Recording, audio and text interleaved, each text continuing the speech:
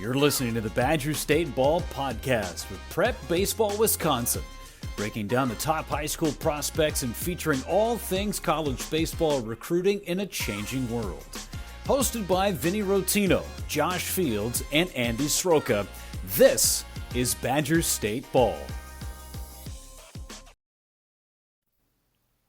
Yo, what's up, everybody? Welcome to Badger State Ball. We got kind of a fun episode here because we have another brewer, Vinny, joining us today. Caleb Durbin, thank you, man. Thanks for coming on, just talking a little bit about your story, your path. The cool thing about like what we're doing here on the podcast, we have a lot of people listening that are kind of playing. They're in the middle of their high school playing days, kind of looking at school options, that sort of thing. So you have like a really cool, unique path to that brought you all the way up now to the majors, which is sweet. We'll get into that, but Vinny, I know you wanted to start off on the Brewers topic, so we can get right into that first.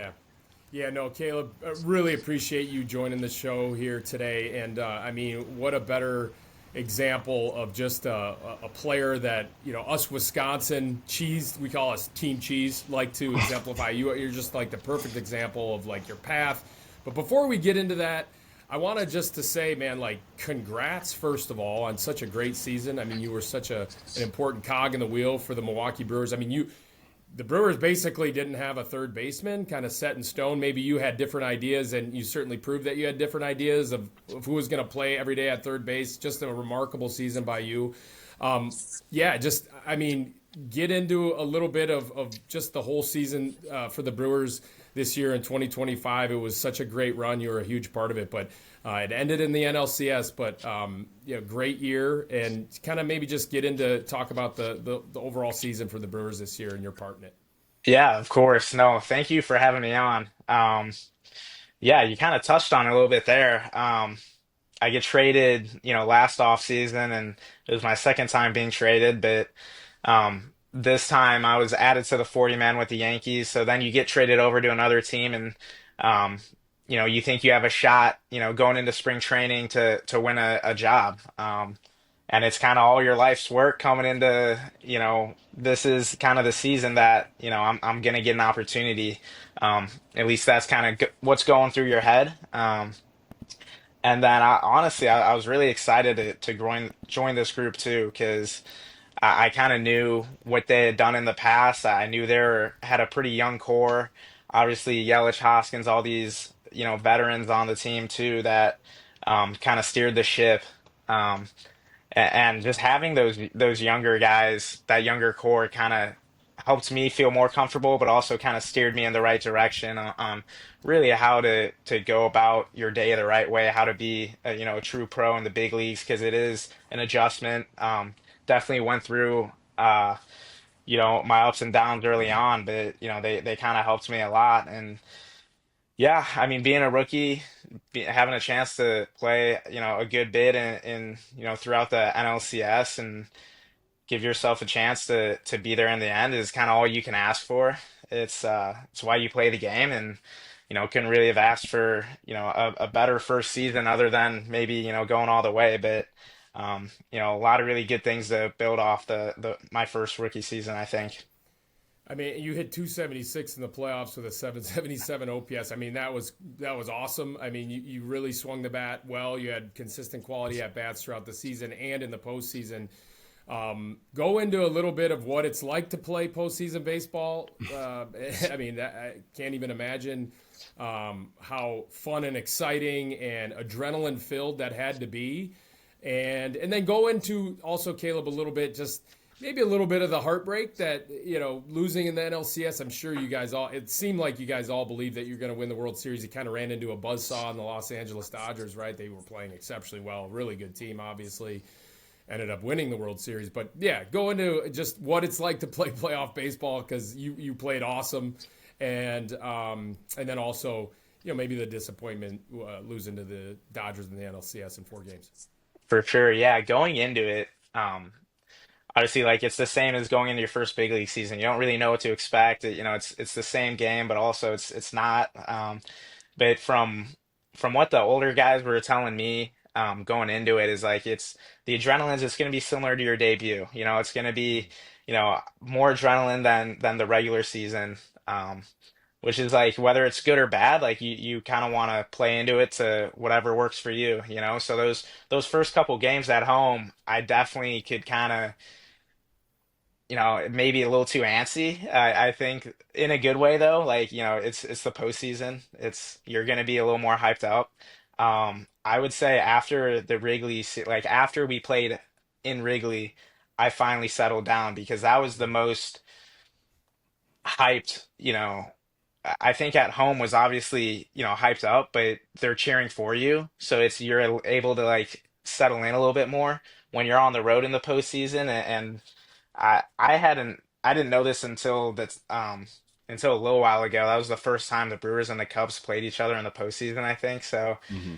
that that matchup was obviously elimination for them too. So after that, coming back home, I've like the honestly the elimination game, the game five was the most settled in I had felt, and then kind of carried that into the NLCS, and was able to kind of settle in there and just focus on the task at hand and not let it get too big. Because that's kind of the what you have to do is that you want to enjoy the moment, but you also have to, stay in the moment and not let it get too big. So that was super cool experience. I think having that experience under my belt, within my first season is huge for me. Hopefully gonna help me, in the future and bigger moments down the road. But yeah, it's the thing about postseason baseball is like you have to be a really good team to get there, but to win it, you have to be playing really good. So you're playing against the later you go, you're playing against really good,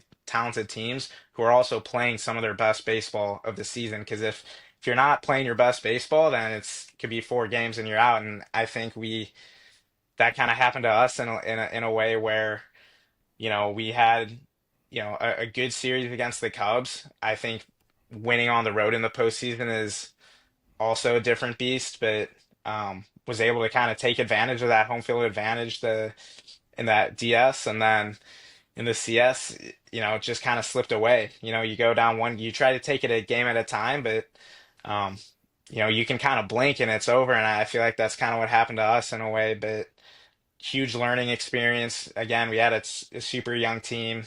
Um, that being said, it felt like one or two things go our way and it's a different series, Hmm. which might sound silly to say, but, losing 4-0, but that's kind of the way baseball is. You saw that first game, we almost came back, bases loaded, so if that game's different, then you never know. But um, you also are going against Shohei Ohtani, who has maybe one of the best games ever played by anyone with a stick and a ball. So it's like you know what the postseason is going to be like, and um, I think it's just that true mental preparation that you're willing to play another 20 games in the postseason because that might, that's going to be what it takes sometimes. Yeah. And so I mean, it was just incredible to watch the whole thing, the whole season, especially the playoffs. But then I did want to really quick, maybe last question before we get into kind of your path and your career and your amateur career. But that game five, I was actually there as a fan, Caleb, and that was the most electric atmosphere I've ever been at a sporting event. And you said that's when you actually settled in and kind of were able to relax. That's when the fans, I think, got even more kind of hyped up and excited because a couple of things, right? In previous years, the Brewers have been getting bounced from the playoffs quite early. And the fact that you guys did win the NLDS and you did it against the Chicago Cubs, who, I love the rivalry, actually. I think it's great for baseball. They do like to troll us Milwaukee Brewers fans a little bit, and that's okay. And I think it's good-hearted, and again, it's good for the game. But the fact that you guys knocked out the Chicago Cubs in Game 5 in the most electric atmosphere I've ever seen in my entire life at a sporting event, that made it feel like, even though you guys did get swept by the Dodgers in 4, that made the season feel like, okay, that was a stepping stone. That was a great series win. Now we can go ahead and build off that. And there wasn't that much disappointment around losing, the 4 games to the Dodgers. I don't know if you guys felt that at all. And then so go into that a little bit, but then also what it was like for you to go ahead and knock out the Cubs, because that was your hometown team growing up, right? You were a Chicago Cubs fan. So maybe go into both those things. Yeah, yeah, definitely. Yeah, I think in the moment, like losing to the Dodgers, it was tough because we did believe in that we could do it, and I mean obviously we beat them 6 times during the year. Don't get me wrong, postseason is a new whole different thing. So it's not like we were overly confident. Obviously we knew what they had on that side, but um, yeah, I think so. I think the rivalry is really fun. I mean I compare it to Yankees Red Sox. I've I know how hyped up that is, and I can't imagine a rivalry. The atmosphere that I played in that rivalry with Cubs and Brewers in the postseason, I can't imagine it being that much more hyped up. So um, I compare it to that one, which is I think some of the best rivalries in the game. Um, so to win that was huge. I mean, you're staying in the moment, like I said, just trying to take it a game at a time, but you kind of know what's at stake. It's a little bit more than just winning the NLDS and moving on. It was, for us, it's you know, the Cubs are seen as a more talented team coming into the year. I'm sure they were projected to win the division. We won the division. That was huge for us. And then being able to bounce them in the postseason, yeah, obviously took a little bit more pride. At least I did, because like you said, being a hometown kid, um, I think in the moment, we didn't make it bigger than it was. We probably said, oh, it's just another game, it's just another series. But you put it in perspective now, it's like, yeah, we bounced Chicago from the playoffs and won the division. Like we did a lot of really good things, and they had a great year. Don't get me wrong, but that just kind of puts our year in perspective. How no one thought that we were going to be competing with those guys at that stage, and obviously, beat them. So. Yeah, I think that was in the moment a really cool stepping stone, like you said. Um, and then going into LA again, that like in the moment, it's stung. It still stings a little bit knowing how close we were. But you put it in perspective, and it's like they just won 2 in a row. Like they're doing some historic things on their side of the game, and we weren't even supposed to be in the same conversation as them. So you put it all in perspective. We had a really amazing year. I think our fans are super proud of us. And the exciting thing is that we're still young and we got a lot of guys coming back, and we're only going to keep getting better.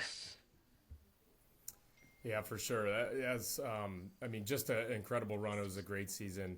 I mean, we could talk all day about your year, and just it just was quite remarkable, Caleb. It was one of the more impressive years. But I think Andy wanted to maybe get into your path a little bit. So why don't you jump in, Andy?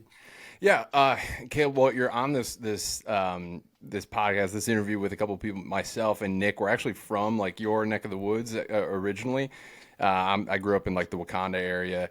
Nick is from like the Crystal Lake area, but we all now have like these ties to not just where we grew up and first became familiar with baseball and playing like locally, but now we have all these like Wisconsin ties too. And but I feel like your story, like Vinny's as well, is like pretty.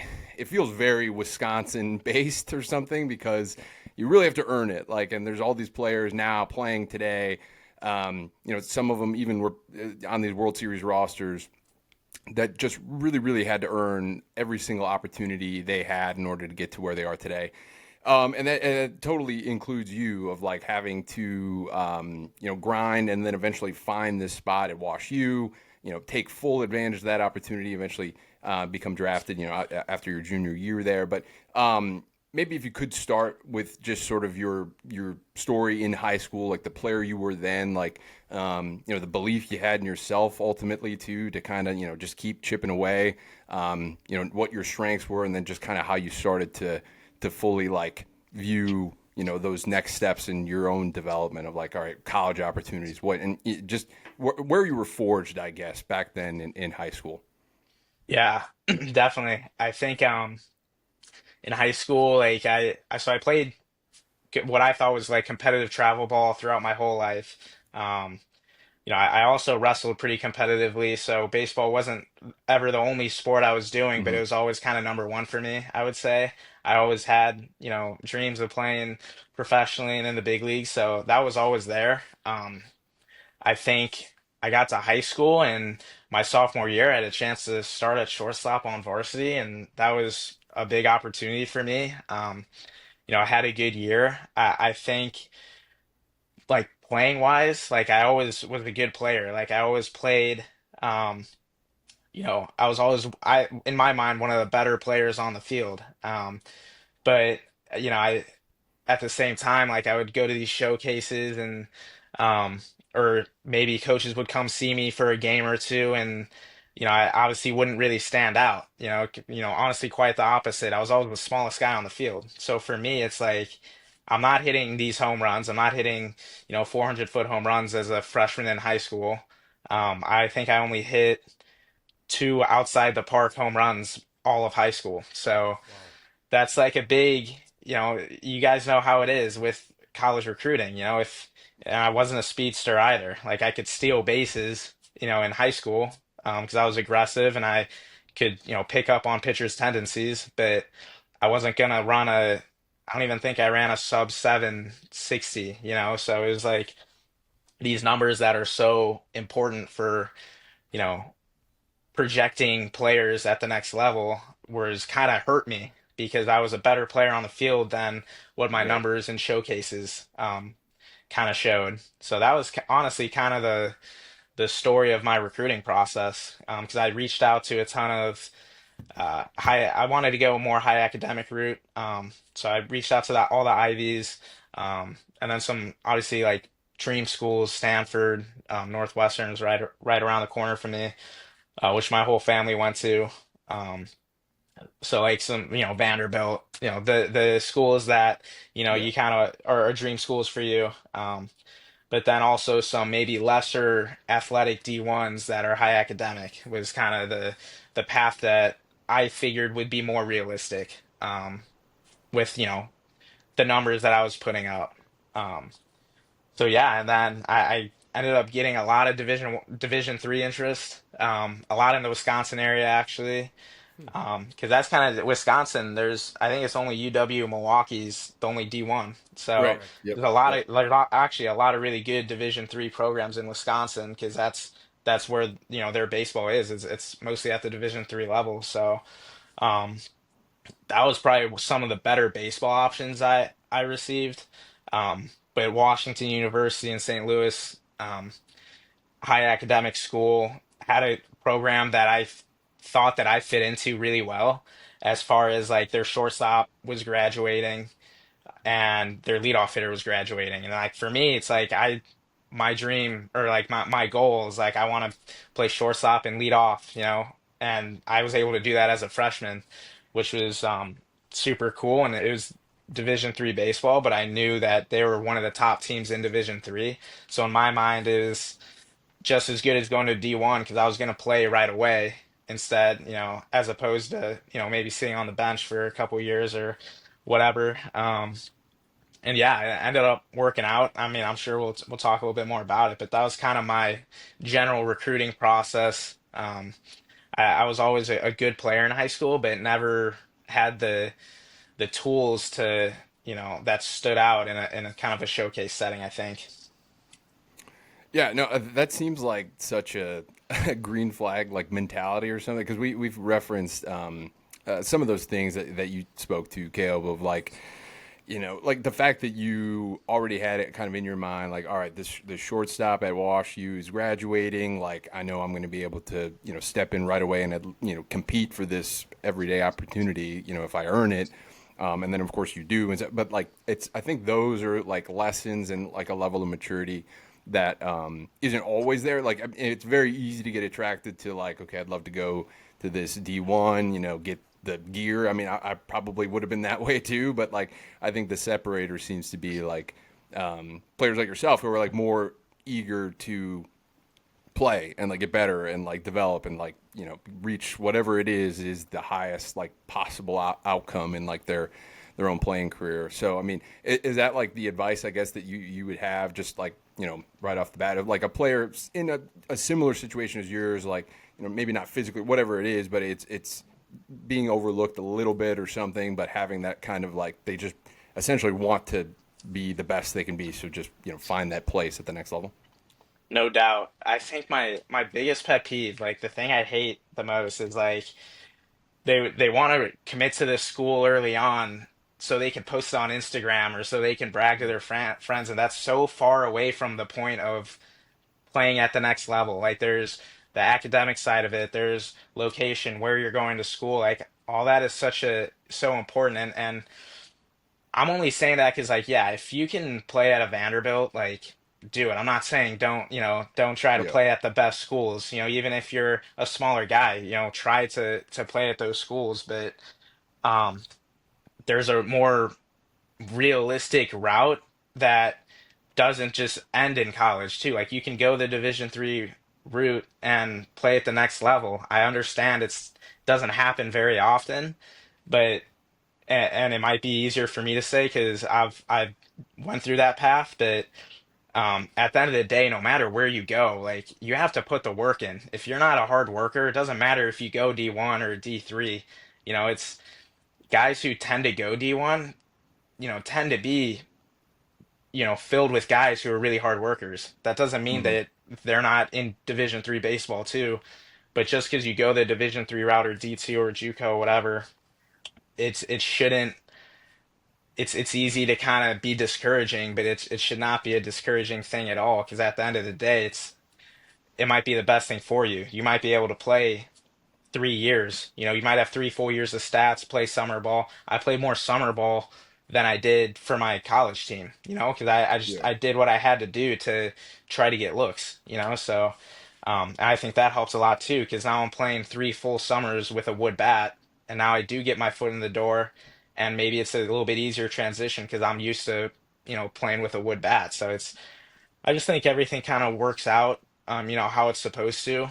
My I was kind of a hardo. Like I still am a hardo. Like if I'm gonna try to do whatever I can to put myself in the best spot, and if it doesn't work out, it doesn't work out. But at least I, checked all the boxes and kind of did everything I could. But if it's your passion, it's your passion. If you know it's what you want to do and what's you're meant to do, then you're gonna try to do everything you can and just got to roll with the punches. And use every opportunity you can to better yourself and make the most of it.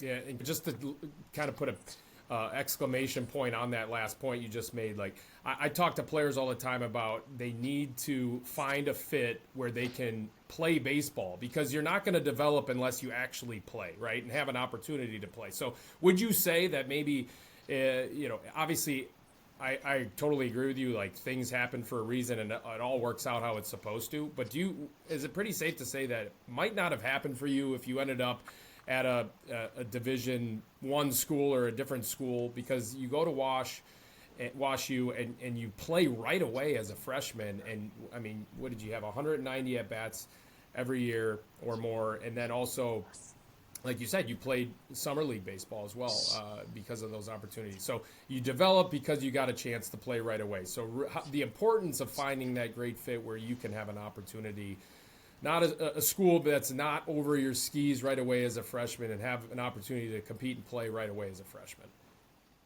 Yeah, I think that's probably the most important thing more than anything is you're playing. You have to play. I was more like that was the thing for me is like my goal growing up was, yeah, I wanted to play D1, but I didn't want to finish playing D1. Like I wanted to play professionally and into the big leagues. Like that was my goal. So it didn't matter how I got there. I was just more obsessed, and I was more, focused on the process of how to get there, and I knew I had to play. Playing was going to help me develop and keep getting better every single year. Um, and like growing up, like your kids don't realize like you're so even through a high school and college, like you're still so young that like you can get so much better in a really quick amount of time if you really, focus on it. And that's what like once I just saw like the progression like every year from ate you to through a high school and college. Like I was getting a lot better every single year, and that's what encouraged me and motivated me and kind of made me think even more that I can do this is because I'm in my mind it's like I keep getting better, so why can't I keep progressing to the next level? That was kind of my mindset, and I think it's the best thing for me was thinking that way because I never got discouraged just because I was playing Division 3 baseball. It's like, okay, I'm a freshman at a Division 3 program. Let's try to be the best, in the country and try to win a World Series here. And then I just kept getting better, sophomore, junior year to where I was able to get my foot in the door. And I think another thing that was really encouraging for me is like I felt like my bat's a ball. Like I wouldn't strike out a lot at any level. So in my mind, it's like I would need to get to the pros to see how this skill translates because I would get frustrated in high school like when my teammates struck out. I'm like, what do you like why are you striking out? Yeah. And obviously like I had to be good at that because I didn't hit the ball super hard.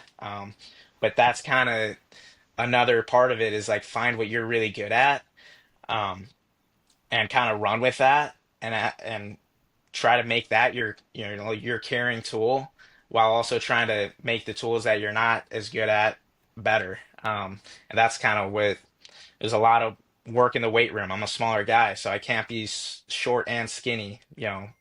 So I got to try to put on muscle and be strong and swing the bat harder because I know that I'm not going to strike out a ton. So yeah, there's a lot that goes into it, but um, at the end of the day, it's like if you think you can do it, then it's all about just trying to get better every year, I think. It's pretty cool to watch you, Caleb, and again this season. I mean, I watched you in spring training, and I was like, "Oh, nice player. He's gonna hit." Not sure where the glove is going to end up, right? And then you turn yourself into one of the better third basemen in all of baseball. That's number one. Number two is it's like, okay, let's see, this kid's really got to prove it in order to play third base every day. And then you go ahead and do that too. And then again, you're starting at third base for the best team with the best record in all of baseball in the playoffs and against the Dodgers. I mean, all these cool storylines of your season and your career so far, it was just really cool to watch and to see. But just where does that belief come from? Because look, I kind of lived the same kind of career path as you up until the point where you became an everyday player in the big leagues and I didn't, right? So it's really difficult to do. And you did it, and you continue. You're probably going to. I mean, I know that you will. You're going to continue to develop at the big league level. You're going to continue to get better. It's going to be fun to watch your career unfold, and especially as a Milwaukee Brewer. Where does that come from? Is that something that you were kind of raised with? Just kind of go into that belief in yourself and the confidence that you have in yourself and your abilities on the field. Yeah, I think it's confidence usually stems from the work you put in. So I think I know how hard I've worked. Like I don't like talking about myself like in that type of way, but like I feel like I've done everything I could have done for quite a long time to put myself in the best position to have success. So you combine that with like I'm just a naturally super competitive guy. Like I hate losing.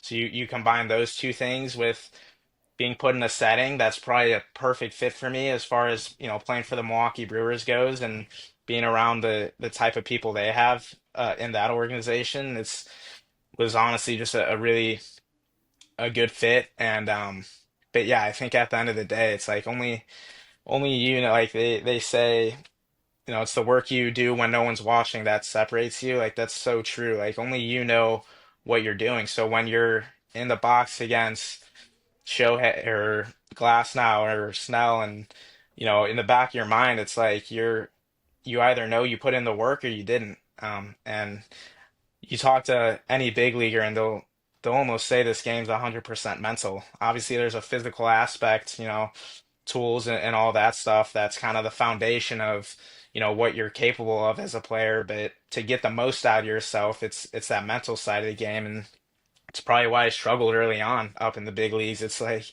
you're around Yelich all the time and all these guys that you've grown up watching, and it takes a little it takes a minute to kind of settle in to feeling like you belong. But like once you feel like, you belong and um, you can be yourself, then you're just playing the game.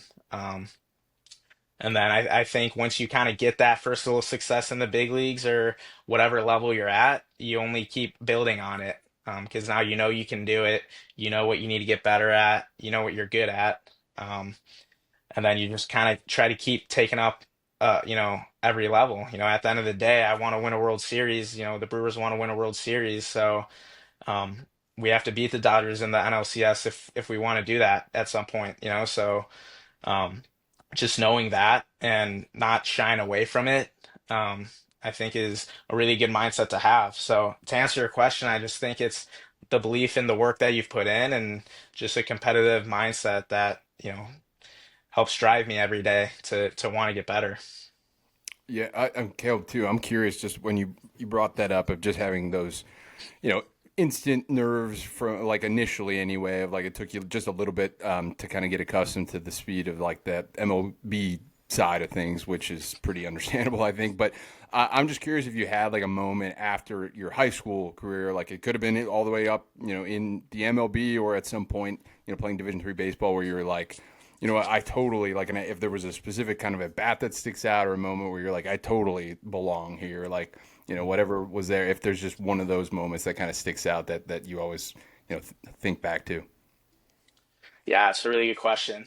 Um, Man, I think like high school and college, it's always just finding your path, like continuing to grind, continuing to work, um, trying to build on, your successes. And I think honestly in the big leagues, it probably even now it's like you're still trying to prove to yourself that you belong. It sounds silly because like I just played 135 games, like um, you know, played, some good baseball against the best team in the world, but it's like even then it's like you're still searching, you're still trying to prove to yourself that you belong because there's always going to kind of be people out there that don't think that you can.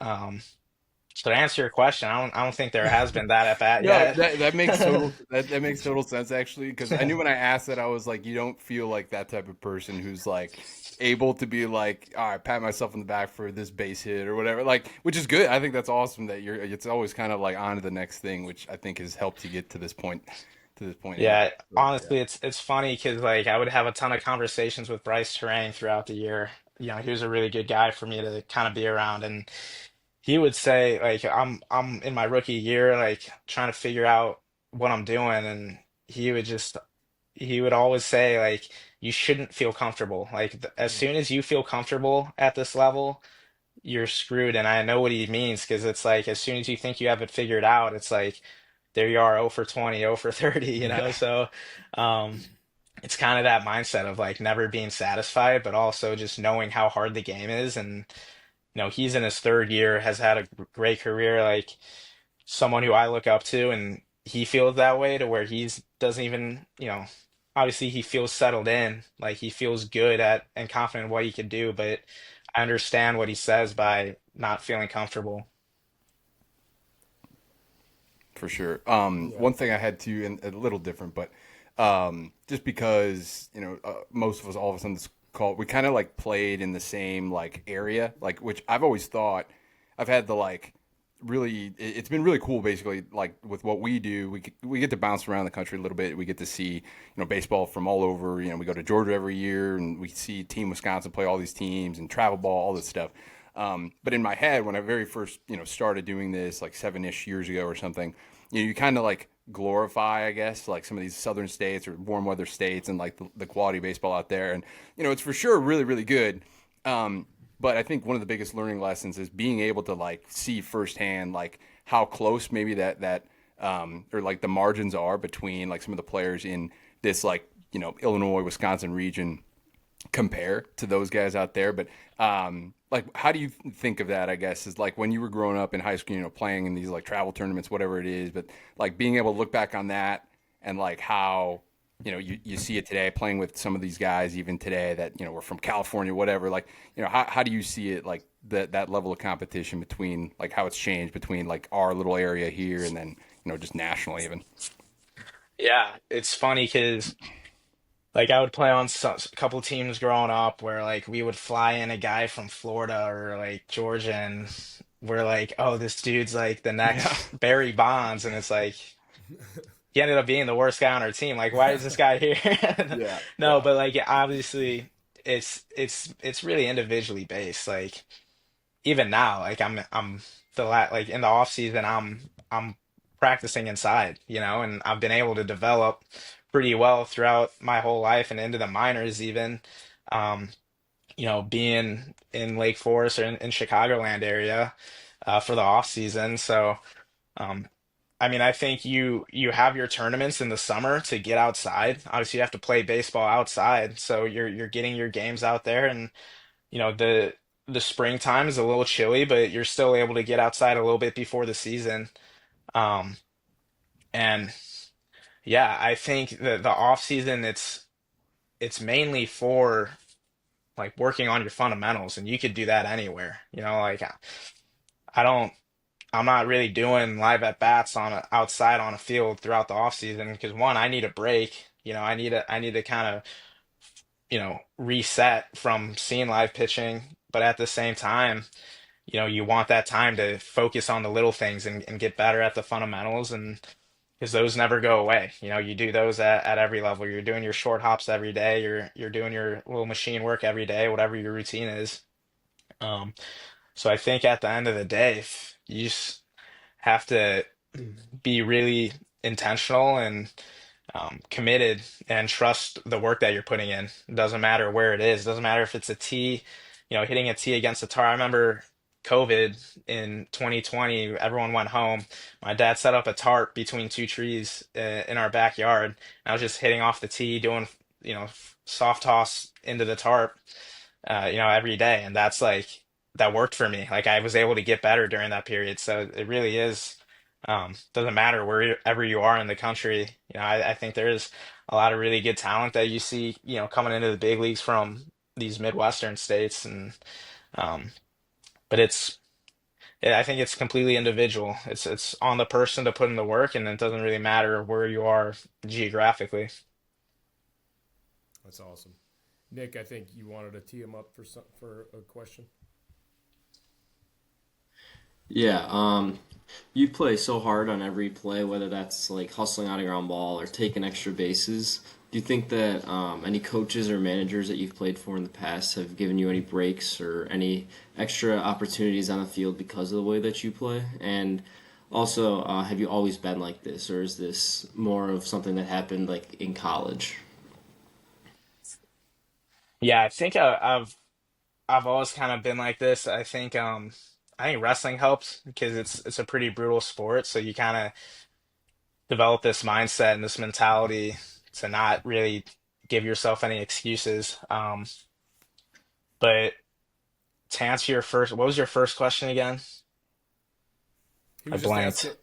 He was just asking Yeah. about like how you play so hard, Yeah, yeah, and yeah, in the yeah, way that you play, you probably have gotten. I know that was the case for me. Like I wasn't the most talented guy, but I yeah, played my tail off, and I probably got more opportunities because of it. yeah, yeah. I think I mean you maybe it's just the coaches I was around like steered me the right way or my parents or whatever, but I just I'm a big believer that like good things happen to good people who work hard. So if you do everything you can and you're a good person, and part of doing everything you can is hustling out that ground ball to first base. That's, you cap it to the first baseman. It's like you got to at least touch first. You got to do the little things that, um, I think coaches take note of. Like college coaches say the same thing. Like I'll see a bunch of videos, um, of college coaches saying the same exact thing. And, um, obviously playing for a coach like Pat Murphy, it's like that's the standard. Like if you don't do that, you're not playing. It's not that he's going to give you more breaks or more opportunities if you do that. If you don't do that, you're gone. So it's that type of thing where um I think that helped me just developing that mindset of this is the way I'm going to play, this is the way I'm going to do things, has helped me really fit in and thrive in the big leagues and with a team like the Brewers, because it is a team where, it's if you don't play, a certain way, if you don't play hard, it's going to be tough for you to, find a spot in the clubhouse. Because we got a bunch of guys that, again, the big league is filled with those guys, though. That's why they're big leaguers. Obviously, at a certain point, you hit 50 home runs. It's like, okay, you can jog to first once in a while, or you're catching every day. Okay, you can jog to first once in a while. But the position I'm in, coming into the big leagues and as a rookie and just trying to earn a spot and feel like I fit in, like that was something that I had to do. I got to do those things. I have to try to play good defense. Or at least I have to get better at defense, and I have to try to do anything I can on the bases, including even if it's just running hard to first. Like I have to do that every single time. Um, and but I think there's been instances where that's helped me in the past in the minors where maybe I didn't do that and I got chewed out by a coach. Like those are great things because it's like, okay, I'm not going to do it again. So I think just being coachable, being accountable, and understand like owning up to when you screw up is is also a pretty valuable tool to make it to the highest level because you're not going to be perfect. No one's ever going to be perfect. So, um, but yeah, I think at the end of the day, just play hard and whatever happens, happens. Yeah, it's such a good message, especially to players around here. I mean, for players from anywhere, but it's such a good message for players to understand. Like, you're not just playing hard because you're supposed to play hard. You're playing hard for your teammates, right? And I don't think I've ever seen a team at the major league level like the 2025 Milwaukee Brewers, where it seemed like all 26 guys on any given day, whatever the roster was of 26 players, everyone just seemed to play like that and was all in to win every single night. I mean, I know last year it was kind of a similar story, but it just felt like this year especially, it was like every single player wanted to win. They played hard. They played for each other, which you just don't see at the major league level. Quite frankly, there's just so much money at stake, and so players can kind of get, and Pat Murphy talks about that all the time, undivided attention towards like their next contract or their ARB number or an award that they might get at the end of the year. It didn't seem like anyone was playing selfishly at all. And it's such a good message for players around here just to understand, like, I have to play. I'm from a cold weather state, Illinois as well, like you, Caleb. Cold weather state, I have to play unselfish baseball. I'm going to get more breaks. My manager's going to want to get me in the game, even if I go for 4, right? He's going to want to get me in the lineup that next day because of the little things that I do, the unselfish things that I do on the baseball field. Yeah, definitely. Honestly, to go off that real quick, I think it's just like like Murph. I have a great relationship with Murph. Like like you said, he kept throwing me out there when he didn't have to. So it's one of those things where I think if you're doing the right things behind the scenes and they know that and they know the type of person you are, and obviously my journey kind of helps too with that because there's not a lot of Division 3 position players in the big leagues, if any. So like there's something to be said about the kind of the somewhat of the perseverance and the path that it's taken for me to get here. I think has honestly helped me feel like I was gonna get opportunities throughout the minor leagues and into the big leagues because um you keep doing the right things, you keep staying the course, and um you just have to believe that. You have to believe that you're gonna get opportunities because you have to be ready for them when they present themselves. Caleb, that's awesome. This actually was probably immensely helpful to a lot of players Yeah. around the state of Wisconsin and in Illinois, I'm sure, and other states, Minnesota. I mean, this is gonna be get a lot of traffic, this interview, because this is just a great message, and you're such a great example for players that might not necessarily have all the accolades behind them and just helium or whatever they call it now, just in terms of like who's the top recruits in the country. You don't have to be. You can still make it to the big leagues and even play every day in the big leagues. Your story's remarkable. Keep it up, man. We really appreciate having you on. Thanks for coming on. We'll probably cut you loose here, but we can't thank you enough for coming on this podcast today, Caleb. Yeah, no, it was a lot of fun. Thanks for having me. Yeah, I mean, I understand like my path's been unique, and there's a lot more guys in the position that I was in high school than there are that top recruit, that five-star recruit or whatever, you know? So I kind of understand that I can give, some inspiration to kids out there, and that's for me, that's giving back because you can do it. Like anyone can do it. It's a lot of work, but um, just never feel discouraged and at any point you're at, especially the school that you're going to, because there's so many more things that go into it than just the Instagram post or whatnot. But yeah, no, thank you guys for having me.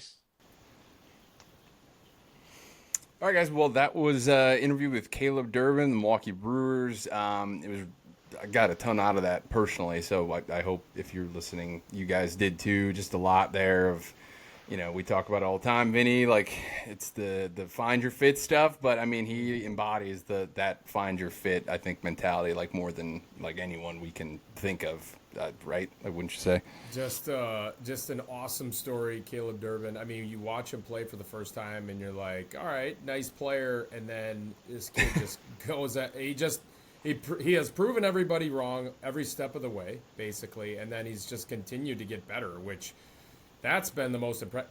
He's continued to get better on the biggest stage in front of the brightest lights. Not easy to do, and this kid just keeps getting it done. Really, really good player, really good major league player, Caleb Durbin.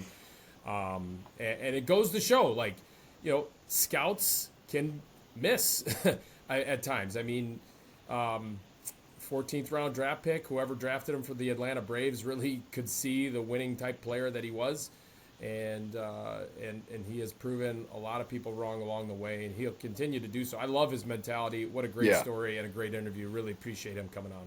Yeah, and it was funny. Like I could tell he was even restraining himself a little bit when he brought up the like pet peeve, like being maybe a little over if you're like overly attached to that D1 level or something. Like I could tell like how much that irked him. Like in a good way, like just because that's really not. You're supposed to be playing the game for other reasons, and if you're aspiring to get to the highest level, that shouldn't even be crossing your mind or something like that. But it was just funny. You could just tell in these like little moments how competitive like he is and how far that's helped him just get to this point in his career, and super bright future ahead too. So yeah, I thought he offered a ton of stuff to just think about and add to your day to day. Like me too. I don't a lot of the things you said I don't even think necessarily have to apply to just getting better at baseball, honestly. So super thoughtful dude, and thought that was awesome.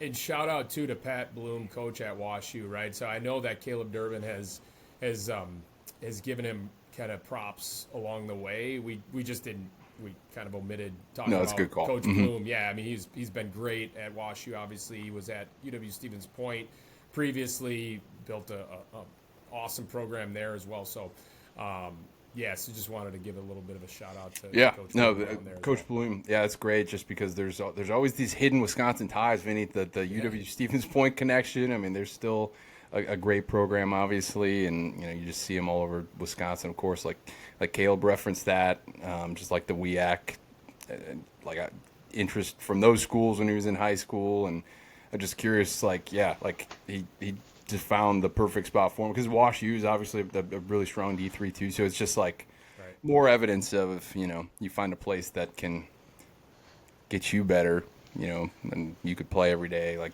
I think that's going to do more than just about any other situation. So huge. Well, cool. Anything to add on Caleb there before we kind of button things up here? No, I just again thank Caleb for coming on. So it was great. Oh, awesome. Well, from there, next week, I think we're still kind of weighing some options for next week's episode topic. But within the next couple weeks here, we're updating for the first time our class of 2029 rankings in the state and nationally, actually. So be on the lookout for that. We'll talk about the incoming freshmen in Wisconsin pretty soon here. Just in a pretty, we just keep tabs on some of those players, having seen them a little bit at times in 2025. So we'll talk about those. We'll talk about some players that had some of the best performances of the years. We kind of count them to the end of 2025, that sort of thing. We're heading into the thick of the off season here, but we're gonna, kind of come at this thing, I think, with more interviews. We'll talk to some coaches, some players, some players that can offer advice just like Caleb did. So, we'll try to make this a pretty fun and exciting off season, just getting better alongside you guys. So appreciate it. Thank you for listening. If you could subscribe, leave a review, whatever it is on wherever you're listening to this, I think that's super helpful for us. But I think that's all I had. Any last notes, any final thoughts here? Well, I figured out what our outro is going to be, guys. Okay. It's going to be Go Team Cheese. Go Team Cheese. Yeah, we can do that.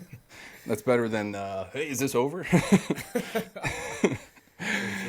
Awesome. All right. Well, thank you guys for listening, and go Team Cheese. Appreciate it. Cheese. See you guys. Thanks for listening to the Badger State Ball Podcast. To keep tabs on our latest events, rankings, and coverage, subscribe or follow the show on YouTube, Apple Podcasts, or Spotify, and follow us over at PrepBaseballWI on X and at PrepBaseballReport.com/Wisconsin. Until next time.